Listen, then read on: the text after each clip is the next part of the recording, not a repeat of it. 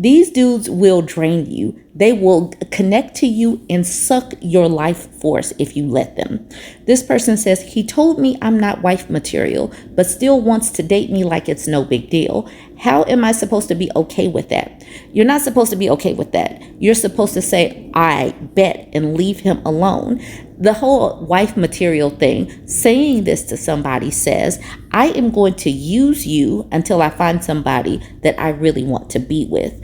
And if you let a person do this to you, you're allowing yourself to be drained. They will use your time, energy, and resources if you allow them to, and then discard you when the person that they really want to be with comes. Let's look at the post, but that based on that title alone tells me that he is a user. And if this woman doesn't get assertive enough, have a sense of self-preservation and walk away, she is going to be drained and then come back on here venting. I gave him all of me. I loved him so much. And this is how he does me. And she's going to be venting in the Two Hot Takes subreddit next. She's 27, he's 29, and they've only been dating for 8 months. Leave this person alone. She says, I've been dating this guy for the past 8 months. Things started off really fun and easy. We clicked right away, had great chemistry, and he made a big deal early on about how refreshing I was compared to his exes. Red flag, you're not like the other girls. We go out a lot, have a solid friend group overlap, and for the most part, I felt secure and appreciated. Recently, though, I started thinking about where this was going. I'm not saying I need a ring right this second, but at this point in my life, I'm dating with the hope of something long term. So I brought it up, not in a dramatic, what are we kind of way, just kind of gently asked if we were on the same page. That's when he hit me with, I'm just not sure you're wife material, but I still want to be with you. My stomach literally dropped. I asked him what that even meant, and he said, I'm fun, cool, and sexy, but he doesn't really know if I'm the kind of person he'd marry. He tried to soften it by saying he loves what we have right now and wants to keep things going, but I was just stunned. I can't stop thinking about it. It's like he sees me as someone to pass the time with until something better comes along. I didn't get mad or yell. I just shut down. And since then, he's been acting like everything's normal, still texting me, still making plans like that conversation never happened. But I can't unhear it. I feel like I'm just waiting for the other shoe to drop, or worse, wasting my time on someone who already told me I'm not it. This is the problem. I've always tried to be the low drama and go with the flow, but this hit me hard. I don't know if I'm overreacting, being too sensitive, or if I should take this as a red flag and cut things off now before I get more attached. I haven't even told my friends yet because I already know they'll say dump him, and I guess part of me doesn't want to believe he meant it the way it sounded, but how else am I supposed to take it? Has anyone else been in a similar situation? I just feel so confused and a little humiliated, to be honest. How do I keep dating someone who already decided I'm not long-term material? I'd really appreciate any honest advice. So I do want to let y'all know, I read the title, and a lot of the times I skim through a post, I don't read the whole post. So this is the reason why this part right here, it just struck me. When women come to these Reddit posts, they know the answer. She says, I can't stop thinking about it. It's like he sees me as someone to pass the time until something better comes along. It's not like, you are someone that he is using right now until he really gets the woman he wants. She's saying, I can't unhear it, but I feel like I'm just waiting for the other shoe to drop, or worse, wasting my time on someone who already told me I'm not it. That is exactly what you're doing. You are literally wasting your time. Why are you wasting your time? Is your time valuable to you? Stop doing this. Stop doing these types of things. And the whole, you know what, when women say things like, I'm low drama, I'm go with the flow, all of that, that gives men like, cool, I don't have to worry about commitment. I don't have to worry about her having expectations. This lets them off, and he's not going to commit because this is how you presented yourself up front. Like, I am not going to cause any drama at all, and he knows that. So at this particular point, this is not going anywhere except to waste her time. Some of these dudes really act like they are the prize. He's acting like nothing is abnormal because nothing is abnormal to him. This woman would have to literally just change things. She would have to say, I'm not going to accept this. But will she just say that? I don't know. This one was kind of wild. All right, Germanium says, it means he will continue to date you until he comes across someone who is wife material for him. This person's comment got deleted. Then Miss Wonderly says, first he told her she's not like all his other exes to make her low drama and go with the flow. Now she's not wifey material to make her more submissive and domestic. He is training her. Run, girl, run. Blue Cola says that comment about his exes was the first red flag. I kind of wonder if they were more aggressive than OP about long-term goals. Not wife material is just so icky and condescending, like he's some super awesome prize. I'm glad that more women are seeing that these dudes are acting like they are the prize, that, we need to just try to do so much. We got to perform for them. We got to do a little bit extra labor for them. We got to season the food just right. We got to come over to their place to clean their place. I'm glad that women are seeing this. Anathema Devised says, it also reduces women to objects to be acquired as opposed to a partner. Super gross mindset. And to that, Blue Cola says, yes, this precisely. We the Labyrinth says, and the seemingly monolithic wife material category isn't just objectifying, it's quality control. Objects that don't meet the wife material standard are free to be used and discarded at will. But the thing is, even the wife appliances get discarded as well, because they don't see us as human, regardless if we get chosen to be wife appliances or, this whole quality control that this person says. This person at the bottom says, you're not like other girls, and then gives the throw up emoji. Read the Thing says, yep, a man who says you're not like other girls isn't complimenting you. He's telling you he doesn't like women. Period. Point blank. Full stop. Sugar Reese says, I agree. Men shouldn't act like they are God's gift to women. And it's not that they should or shouldn't do anything. We should stop accepting it. Stop accepting it by leaving them where they are. Goatee says, run and quit wasting your time on this a-hole. Yes, that is where we are. Leave and stop wasting your time on this a-hole. And that's what Deb says. Yep, that's the bottom line. Just leave this person alone. Leave him where he stands. Go ahead and just start over. 8 months, you're not that far in. Why are you overthinking this? He says you're not wife material. Say, okay, I agree, and walk away. Let me know what you think, y'all. Join the conversation, like, comment, share. I have a Burbie from India that jumped into my Reddit inbox. She says, hey, I don't really know how to use Reddit, but I wanted to share this with you. This is how brave guys can be when they're anonymous. And she gave me a link to an Indian relationships post. But she also says, also, I love what you do. I wish I understood what women like you were telling me before I had to touch the stove. Fortunately, I've been single for a very long time, intentionally, before I found your page. It feels good to know that I wasn't such an alien for feeling absolutely drained around men, whether I was interested in them or not, even when they could just be casually talking to me. And your page and the couple of others made me understand. It feels good to know that I'm not actually misandrous, but just cautious, tired, and maybe even exploited. Things actually make so much more sense now than it ever did. I can't thank you enough for this.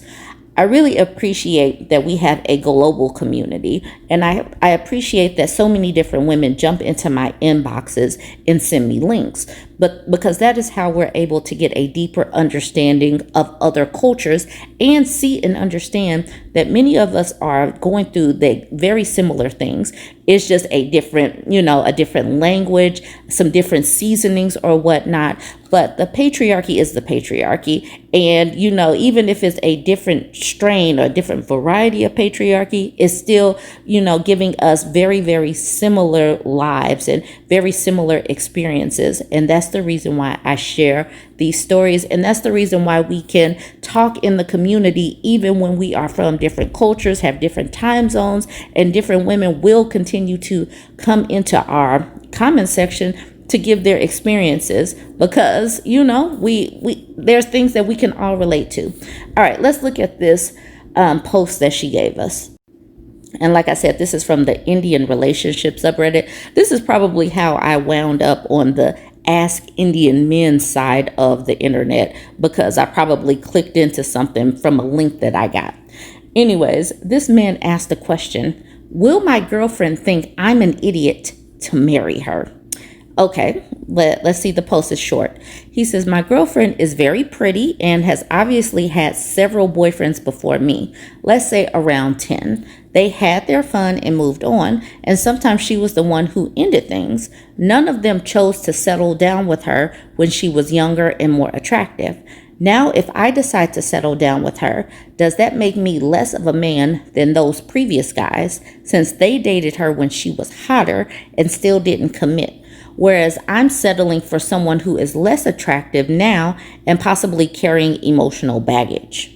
So this sounds like retroactive jealousy, and there is a whole subreddit about retroactive jealousy where people are jealous of the relationships that their current partner have even before they met their current partner. So it sounds like retroactive jealousy, and it sounds like red pill rhetoric, because she is damaged basically because she's had relationships that have ended. So she must be damaged. So why is she dating me or whatever?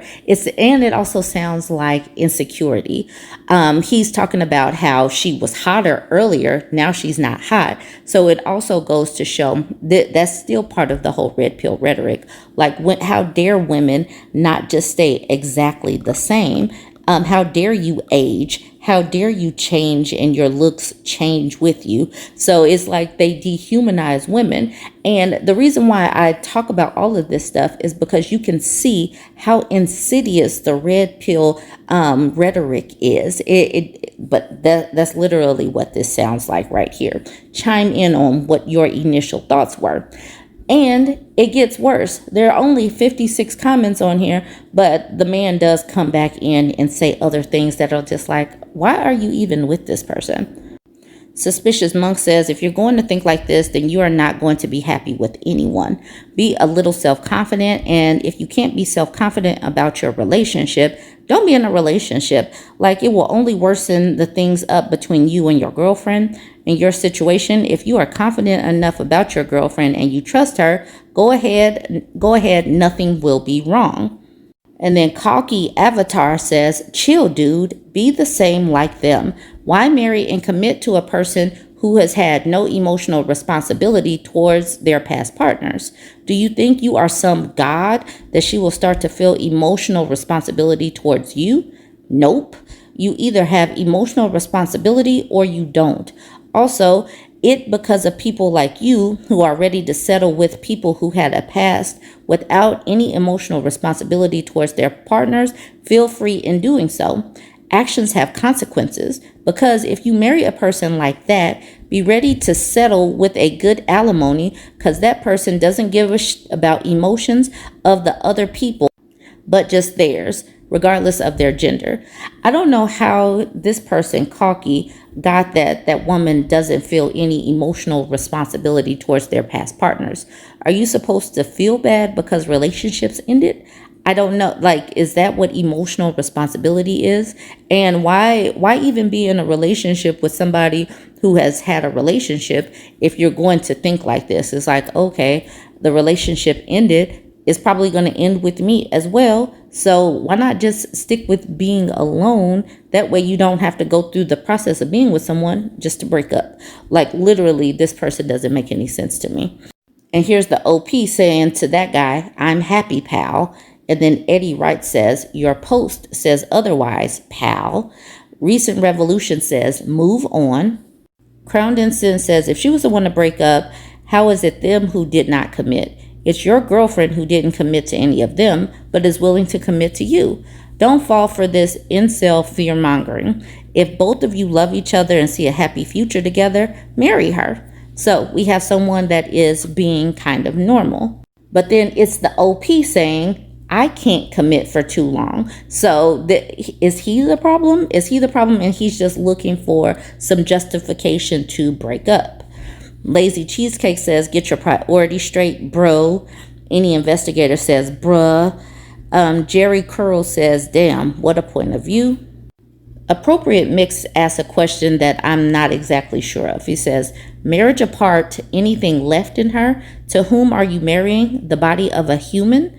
Like, is he saying that you get used up if you have a relationship, if you have a past? I'm not exactly sure if that's what what he means. But then the OP says, she is not in the best shape. So it does not sound like he likes his current girlfriend. This person says, doesn't matter if you want to live with her for the rest of your life. Shape shouldn't matter. Shape can change, whereas nature cannot. It was her choice to end things sometimes. And other than that, those guys were around for fun. And IDTS, I don't know what IDTS stands for, that you have to judge her on that. Not every guy makes you feel the same. Some are mistakes and some are lessons. Ask what she was looking for and why she left. You might be the one she was looking for when she was finding a guy like you and them. Don't waste her time if you're not sure about it. That makes sense. It's like she's not going to be able to change. And sometimes you meet people, you're not in the right state of mind. Maybe something you found out about them. But I don't know why people want to judge you so harshly just because a relationship ended. But it's like you get all of these negative points if a man has that red pill rhetoric embedded in their brain where it comes to women. Yeah. This one is the reason why I think that he just wants to break up with her. So this person says, bro, trust me, you deserve way better. And it's not about the looks. And here's the OP saying, true. And then the person at the bottom says, let her go then. He doesn't want to be with her. Why is he coming to Reddit just to get other people to say break up? He just wants somebody to say break up, and now maybe he'll feel better about breaking up. She had relationships in the past. He knew that, but he still got with her. So now, these most logical leaders, sometimes the logic don't be logicking, but this is where we are. And this could literally have been written here in America with the red pillars that are here. And this is literally like this part right there, bro, trust me, you deserve way better. How does that person know? He doesn't know, but this is the kind of thing that they say that will help others stay single. And this is the reason why some of them deserve to be lonelier. Anyways, join the conversation. Let me know what you think. Shout out to the Indian Burby who sent me this. Like, comment, and share. This LinkedIn Lunatic's title just grabbed me. I had to look at it. Y'all have to look at it. It says, I peed the bed on my honeymoon. Yes, we are about to read through this together as a collective because what the actual F? And why are you posting this on LinkedIn? I don't know why Anthony Carls told us that he peed on himself, and I don't know why he posted this on LinkedIn. He says, not exactly one of my proudest moments. Here he is showing himself with his new bride, and I can tell you all unequivocally, if I am being waterboarded, if I have tickle torture, light torture, I am not telling y'all that I peed on myself. I'm just not going to do it. I am not going to just willy-nilly give y'all that information. But Anthony Carls did. And we're going to sit here and read this post together. He said, I peed the bed on my honeymoon. Not exactly one of my proudest moments. I just remembered this incident after my CrossFit session this morning because I was feeling thirsty, so I'll recount it for you. Thank you, Anthony Carls. He's going to recount it for us. We just flown to Seattle to celebrate the most memorable milestone of our lives. We hit up a fish market to challenge our taste buds. I didn't know what got into me, but for some reason I decided to get this spicy crab soup with this really red broth. It was the spiciest soup I've ever tasted, so much that I drank an entire bowl of it. To cut a long story short, I woke up at 3 a.m. in a puddle, had to wake up my brand new wife and say, I think I peed the brand new sheets. I was pretty sure this wasn't what for better or worse was supposed to mean, but she laughed. We still joke about it years later. And in bold it says, that moment taught me something crucial. You don't need to take yourself too seriously. In business, I see leaders who are so afraid of looking like idiots, they never take risks. They won't admit mistakes. They won't ask for help. They won't share vulnerable stories that connect with people. I do not believe that this is the connection story that he believes it to be. The leaders who are last are the ones who can laugh at themselves. When you're willing to look ridiculous, your team feels safe to try bold ideas. When you admit you don't know everything, they bring you their best insights. When you share your failures openly, they stop hiding theirs. My team knows I'm not perfect. Like when I hired an attorney who lost his license in not one, not two, but 3 different jurisdictions. Or when I built this hodgepodge of a website that looks ugly even by 2014 standards. Or when I knew to myself that I was the bottleneck in our firm. A leader who can't laugh at themselves creates a culture where everyone's walking on eggshells. A leader who embraces their humanity creates a culture where people bring their whole honest selves to work. If you can survive peeing the bed on your honeymoon, you can survive anything business throws at you. I did at Sterling Lawyers, I did it at Rocket Clicks. I could do it anytime for our clients. As I'm reading this list right here where he's talking about things that he has failed on or things that could have been joked about, like the terrible website, I think that he could have just shared that terrible website or the time that, he lifted some weights and it was too heavy and he couldn't pick it up or something. I don't necessarily know that you have to share something like peeing the bed. I don't know, but you let me know. Is this something that you would have shared to connect, just to show that you're human? I think that talking about the sucky website would have been enough. Now, this one right here, not 1, not 2, but 3 different jurisdictions of an attorney that lost his license, that shows incompetence to me. That shows a person that's not doing their due diligence. This leadership conversation, he definitely needs to work on some things with himself and figuring out how to be a little bit better, a background check or something. I don't know, but y'all needed to see this because it was just so random. I'm scrolling Reddit and then I see that title. It grabbed me and now it grabbed you as well. I know that you stuck to see this. The comments were kind of funny. Jeremiah says, and still manages to mention CrossFit. Shepherd RTC says, reminds me of the old joke. How do you know someone does CrossFit? And it says, they'll tell you. Also, peeing the bed because of spicy soup is not normal. Bro may want to get his prostate checked. Monkey King, 1970s Monkey King says, upon further review, she peed on him and blamed him. Established dominance right at the start. The comments are always just, they just go so left. Dada Mambo says, that's some golden shower plus Vendom stuff right there. The Buffinator says, a vegan and a CrossFitter walk into the bar together. Which one identifies themselves first? And then Bart Harris says, depends if you offer them a steak. Phantom Gain says, yeah, that is fun either way. Bros always be getting their prostate checked. They do? Relevant Shower says, spicy food can irritate the bladder. It's not that uncommon. So this person decided that he did not want to join in with the jokes. Okay, Relevant Shower. Heather says, what pissing the bed taught me about B2B sales. Cough, cough, CrossFit, cough, cough. You can literally, I guess, make anything a story. Caruser Driver says, I thought Hydrox was the new fad nowadays. This person says, like those cookies that look like Oreos. And Cold Tower says, Hydrox were around before Oreos. Fun fact. All right, y'all. Did you laugh? I got a chuckle out of this because it was definitely very random. Join the conversation. I don't know how this conversation could possibly go, but let's have the conversation in the comments.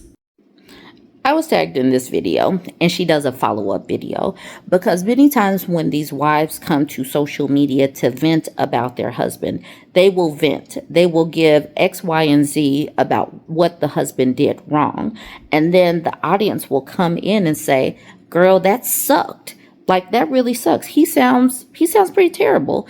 And then the woman has to do a follow-up video that says, he's not really as sucky as you guys interpreted my own words to be. It's like, is this a formula? Why do they continue to do this? If you are going to come to social media to speak about your partner, be ready for people to hear what you're saying and then be like, you know what? I am confirming that this person sucks and this was a sucky thing that they did. So if you know that this is going to happen, stop doing this, because if you say he sucks for this reason or this completely sucks for all of these reasons and people agree with you, what are you upset about? You are upset because you know you are now validated in feeling like this is a bad situation. And this particular woman, she is letting everybody know that she is a married single mother and that she chose, or, you know, this man that she chose to have a life with is falling down on his responsibilities. He is failing in his responsibilities and she's not ready to take the next step in doing something about it. She's currently a married single mother that's doing everything. She does not get a break, and she already knows that the man that she married, who said that he's going to be there, be a partner, whatever they said to each other, is not able to take care of those responsibilities. Anyways, go ahead and watch these two videos. Let me know what you think and all of that. I am not coming back on the back end. Okay, who's right and who's wrong? Me and my husband were both very angry with each other last night. I was angry because I've had that on the calendar for well over a month that I was going to book club last night. It was my very first time ever going to book club. I never do anything for myself. We have 3 kids under the 3 years old. They're almost 3, almost 2, and 4 months old. And I literally never do anything for myself. So I was like, I want 2 hours. I want from like 7 to 9 o'clock. I want to go to this book club and I just want to have fun and enjoy myself with the girls. So that's exactly what I did. I called him at 5:30 and I said, hey, don't forget that you need to be home in time to watch the kids at like 6:45 so I can go to book club. And he was all mad because we're renovating our new house and he wanted to work on that and he had forgotten that he was supposed to watch the kids. And I was like, no, you need to come home and watch the kids. And he's like, well, bring the kids out here, bring everything that they need and I'll watch them out here. And I was like, fine, whatever. It made me like 20 minutes late to book club. So I didn't get there until 7:20. They were halfway done talking about the book. And then I planned on being there until 9 o'clock. I got like 10 phone calls in the hour that I was there with him not being able to handle the kids. And he is mad at me because we need to get the work done on the house. And I want the work done on the house too. But I wanted one night. And he was just so mad. He couldn't handle the kids. I could hear the baby screaming in the background. I get there at like 8:30 and my 2 toddlers are running amok and he's got the baby. He's got earplugs in because the baby is just screaming. He's like propped up the bottle. I don't know how long he'd been trying to feed him the bottle, but he's got the bottle like propped up and he's just sitting there going like this, all mad and annoyed. I grabbed the kids. I got in the car. I didn't even talk to him. But like, I wanted one night. So, you know what? Try to tell me that he's right and I'm wrong. Because you're not going to be able to. Although I feel like if he made this TikTok, the story would sound a lot different. But that is what happened. And the more I talk about it, the more mad I get. And the more my thoughts jumble. Anyways, who's right? Who's wrong? Me or him?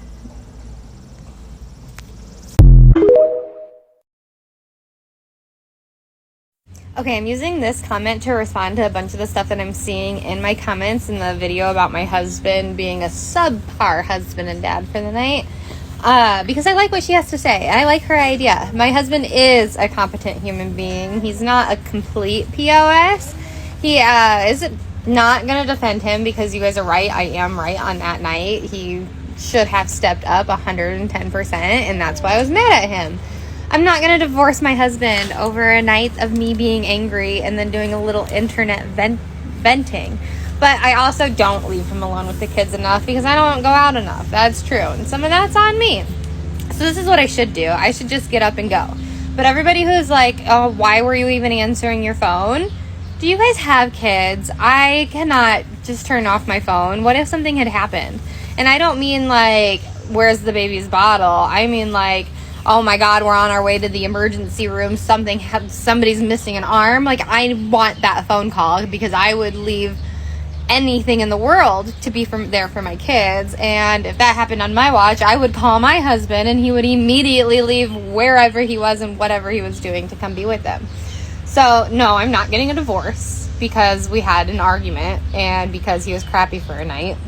He is also working on our dream home, and he did make me promise that I would point out the fact that it is very time sensitive because right now we have 2 mortgages and we need to get moved into the new house so that we can list our old house and not have 2 mortgages anymore. I promise I would point that out. So I'm not mad at him anymore. This was a couple days ago. I'm not divorcing my husband.